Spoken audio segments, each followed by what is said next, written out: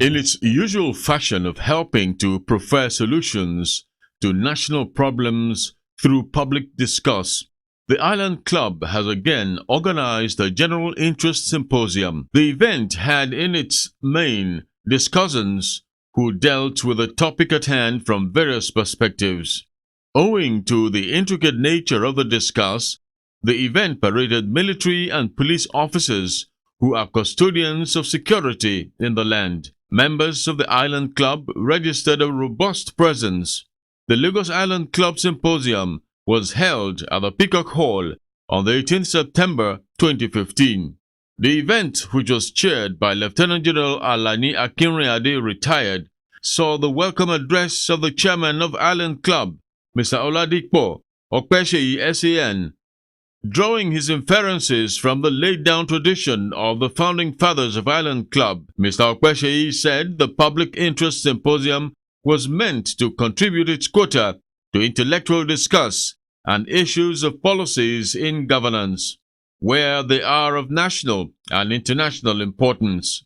That's why, according to him, resource persons of a military grounding was drawn to deliver the lecture on the topic, Nigeria's War on Terror, How to Fight and Win.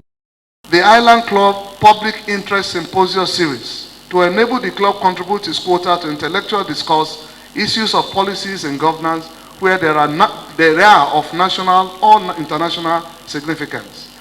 The point being made here is that the Island Club came up as a result of this men of distinction believing that our common humanity should be preserved.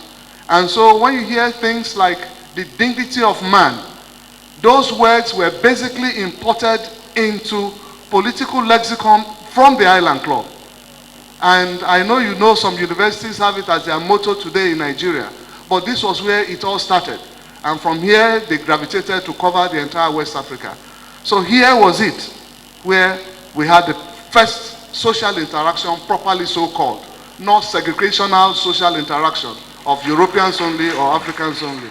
Taking a cue from the chairman of Island Club's remarks were the remarks of the governor of Lagos State, Mr. Akinwumi Ambode, who was represented by his deputy, Dr. Idiat Olunranti Adebule.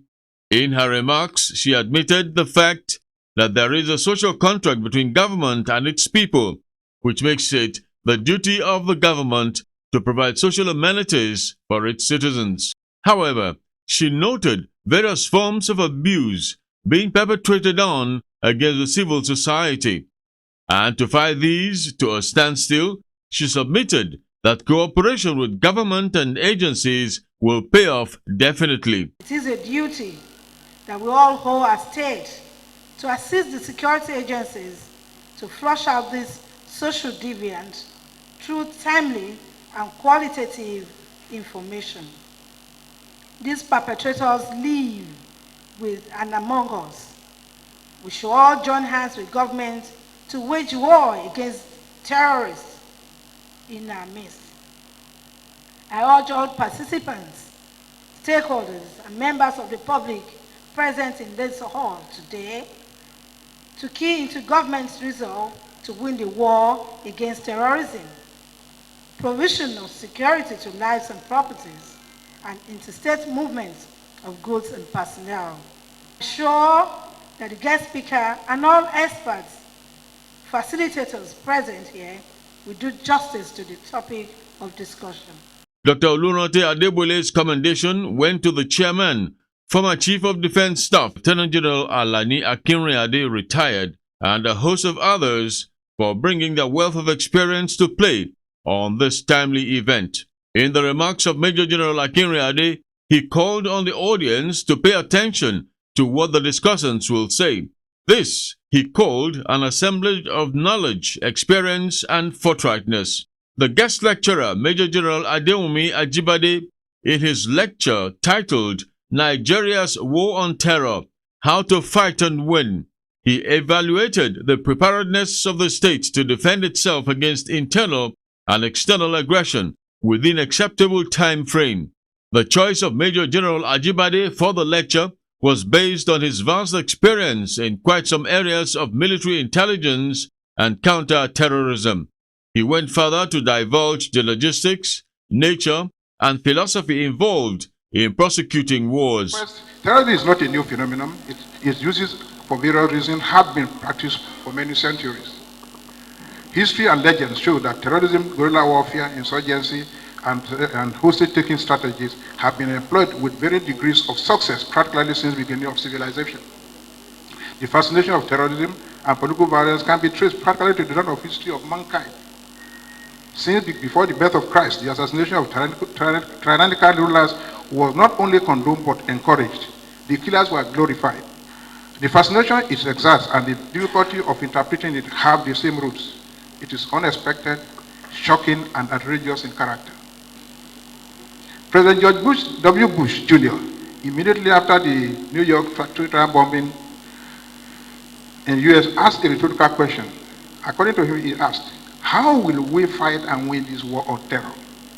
His answer was, "We will direct every resource at our command, every means of diplomacy, every tools of intelligence, and every weapons of war to the disruption and to the defeat of global terror networks."